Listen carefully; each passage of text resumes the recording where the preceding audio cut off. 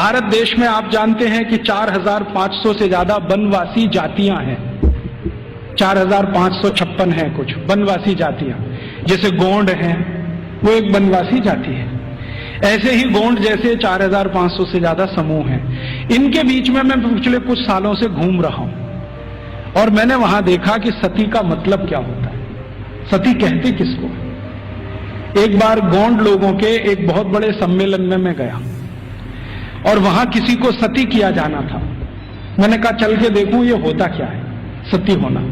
तो वहां हुआ ये था कि एक महिला के पति का देहांत हो गया, स्वर्गवास हो गया, और पति का स्वर्गवास हो गया तो उसकी अंतिम यात्रा के लिए गांव के लोग जा रहे हैं।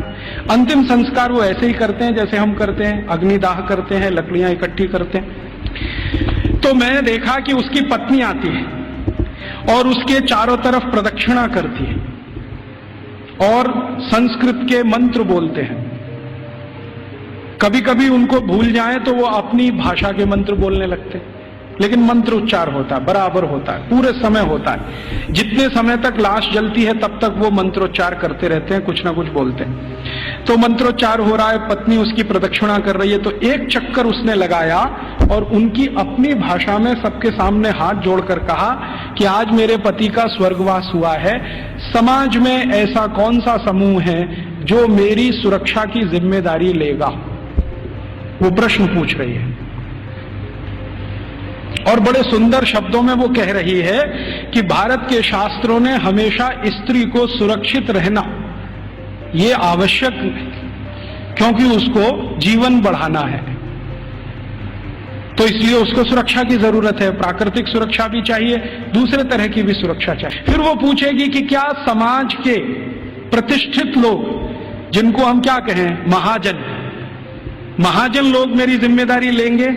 अगर उन्होंने हाँ बोल दिया तो आ जाएगी, ना बोल दिया तो फिर चक्कर लगाएगी पांचवा। फिर वो पूछेगी कि इस समाज के आचार्य लोग, उपाचार्य लोग मेरी जिम्मेदारी लेंगे। अगर हाँ बोला तो उनके पास आ जाएगी, नहीं तो वापस। और आखिरी चक्कर सातवां जब लगाएगी तो वो पूछेगी कि क्या पुरोहित हम समझते हैं पूजा पाठ करें, क्या पुरोहित मेरी जिम्मेदारी लेंगे। अगर पुरोहितों ने हाँ बोला तो उनके पास आएगी, नहीं तो चक्कर लगा के गांव छोड़ के चली जाएगी और गांव कहेगा कि वो सती हो गई। ये है सती होना। और इसको बिगाड़ दिया। अंग्रेजों ने क्या कहा कि उसको जबरदस्ती चिता में धकेल देंगे और ये कर देंगे। फिर वो जाती कहां है, उसके पीछे पीछे मैं गया तो उस गांव का कोई मंदिर होगा, वहां जाएगी और अपना बाकी जीवन उसी मंदिर में बिताएगी। वो ये कहती है कि जब कोई जिम्मेदारी नहीं लेगा तो अब भगवान मेरे लिए जिम्मेदारी लेंगे, तो मंदिर में जाके पूजा करेगी, पाठ करेगी, अपना जीवन उसी से चलेगा उसका। और जैसे ही वो मंदिर में जाके पाठ पूजा करने लगेगी तो समाज की आदरणीय हो जाएगी और सब उसको साष्टांग दंडवत प्रणाम करेंगे। फिर हम गोंड लोग कहेंगे कि ये हमारी सती है।